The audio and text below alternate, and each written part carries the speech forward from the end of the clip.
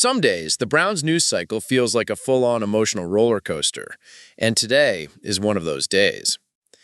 An unlikely name just hit the national spotlight. A buried stat might flip the script, and one of this franchise's most storied positions suddenly has a giant question mark hanging over it. Between strategic twists and redemption shots, whatever's brewing out in Berea could tilt the entire season before camp even starts. So, do you trust the quiet rebuild the front office is cooking up? Grab your coffee, Dog Pound, and let's get right into it. First jolt of the day doesn't come from a blockbuster trade or a fat free agent deal, but from two guys who've been hiding behind the headliners, Alex Wright and David Bell. Every contender eventually needs cheap heroes to turn potential into trophies, and these two are front and center. Wright, all wingspan and raw power, ended 2023 as a mystery. Bell, once tagged a chain-moving third down guy, watched his season end on IR and had to start over. Now every camp rep is pushing them on the center stage. Let's start with the tackle terror. In his last 7 full games, Wright stacked 5 sacks and 4 QB hits, turning natural bend into instant pocket collapse.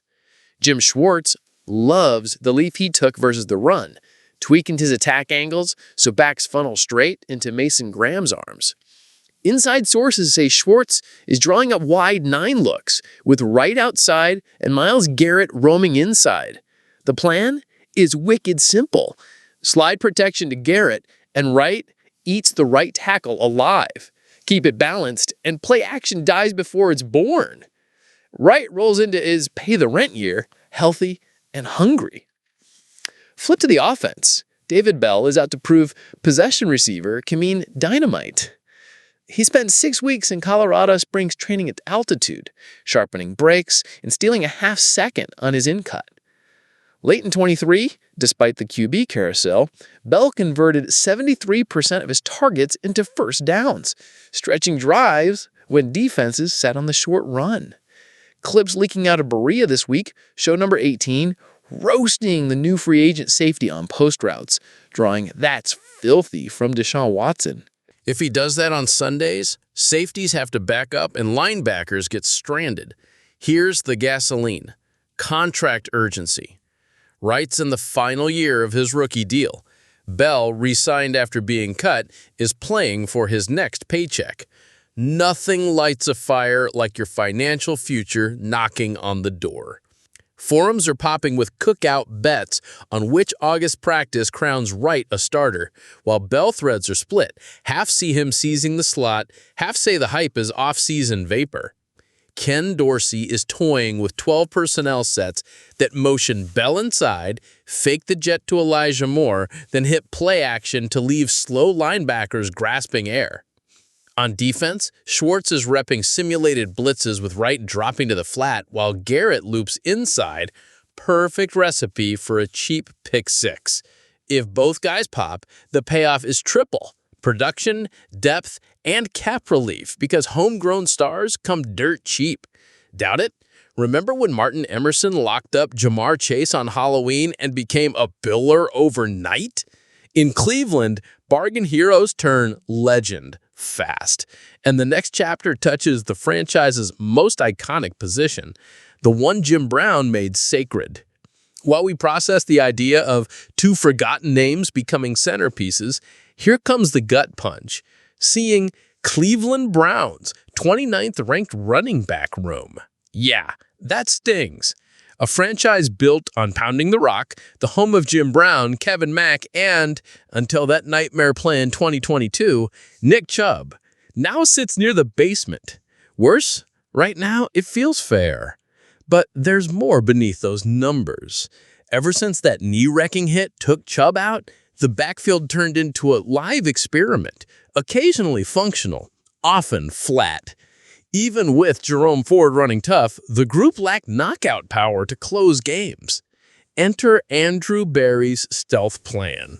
The GM grabbed 2 draft gems he hopes will reignite Berea, Quinshon Judkins and Dylan Sampson. Together, they racked up over 2,500 rushing yards and 36 touchdowns in college. Judkins, straight out of Ohio State, owns a 95.2 PFF grade with nearly 200 broken tackles, a bulldozer on ballet feet. Sampson, from Tennessee, brings crazy lateral burst and hits daylight like a pinball, posting a 90.9 grade. Perfect fit for stretch zone and outside power. Problem? That's all on paper. Neither has an NFL carry, so PFF's ranking leaves the Browns at 29 until proven otherwise. What if the bet busts? If college juice doesn't transfer, the O-line shoulders a mountain of pressure. New OL coach Mike Bloomgren is trying to revive that old Mahler DNA, but injuries, turnover, and shaky continuity still haunt the room. One starter goes down and the whole thing can crash. Flip side, if the line gels and the rookies flash, this backfield can own games again. Bloomgren is already tweaking scheme. More inside zone, fewer wide stretch calls, plus combo blocks to showcase Judkins. The plan? Insulate the kids from chaos early. Don't forget Ford. He's not the fan favorite, yet he logged an 80.3 grade on 104 carries. He'll open his RB1, but Judkins and Sampson will be thrown into the fire fast. Survive and you stick. Stumble and you're RB3. Fans are split. Some beg for a Kareem Hunt reunion. Others say, let the kids cook. WhatsApp groups are sharing a pic of the three backs captioned trio or tragedy. Bottom line, the Browns' backfield isn't a known zone, exactly what makes it dangerous. If even one rookie hits, Cleveland could dictate tempo again. And speaking of surprises, a name no one hyped is already turning heads on defense. Enter Carson Switzinger. The second-round linebacker had even unpacked before veterans felt the heat. UCLA walk-on to All-American in a flash. He led the country with 90 solo tackles. NFL.com named him to its preseason all-rookie team for brains, range, and dual-purpose skill. Lining up next to Myles Garrett means he'll stay clean, free to hunt. Context matters. Jeremiah Owusu-Karamoah is rehabbing a neck injury with no firm timetable.